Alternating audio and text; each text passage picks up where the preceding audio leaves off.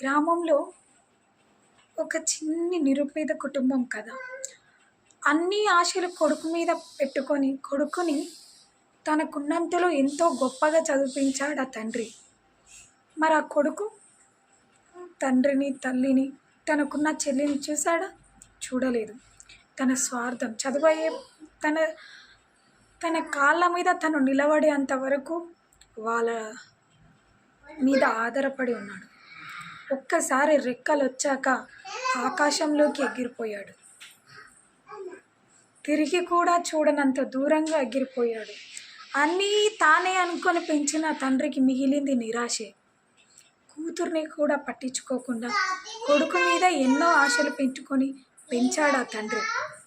ఇప్పుడు కూతురు పెళ్లి చేయడానికి చేతిలో రూపాయి లేదు. కొడుకు ఆసరాగా నిలబడతా అన్నవాడు జాడలేడు. తన భార్య అనారోగ్య పరిస్థితి, హాస్పిటల్లో కూడా చూపించలేనంత దయనీయ స్థితికి తను రక్తాన్ని సైతం కొడుకు కోసం ధారపోసి ఈ స్థితికి దిగజారాడు ఆ తండ్రి. తప్పు ఎవరిది? అన్ని ఆశలు కొడుకు మీద పెట్టుకున్న తండ్రిదా, ఆ కొడుకుదా? ఆశలు నిరాశలు చేసి ఆ కొడుకుదా? తన స్వార్థం తను చూసుకున్నాడు. తల్లిదండ్రుల పరిస్థితి ఏంటి? ఇంటి మీద ఆడపిల్ల ఉంది. తన పెళ్ళి, తన భవిష్యత్తు, వయసు అయిపోయిన తల్లిదండ్రులను ఎవరు చూడాలి? అన్నీ నీ మీద ఆశలు పెట్టుకొని ఇన్ని రోజులు బతికారు. ఆ ఆశలను ఒక్కసారే నువ్వు కూల్చేశావు. ఇది అంతటా జరుగుతుంది. ఇది కొత్తగా నేను చెప్పేదేం కాదు, ఇది వాస్తవం.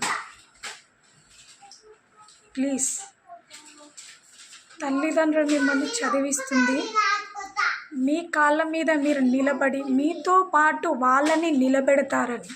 మీరు నిలబడగానే వాళ్ళని పడగొడతారని కాదు. మీరు నిలబడి వాళ్ళ ముందు ధైర్యంగా నిల్చొని వాళ్ళని ఆకాశం వైపు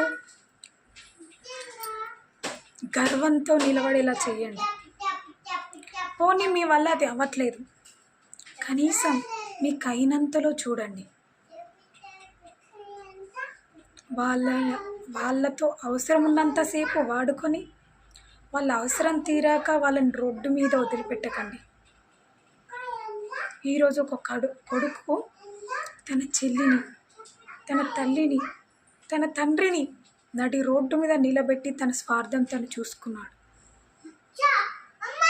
ఇది అంతటా జరుగుతుంది. ప్లీజ్, పేరెంట్స్లా చూడకపోయినా మనుషుల్లా చూడండి. వాళ్ళని బాధ పెట్టకండి ఫ్రెండ్స్.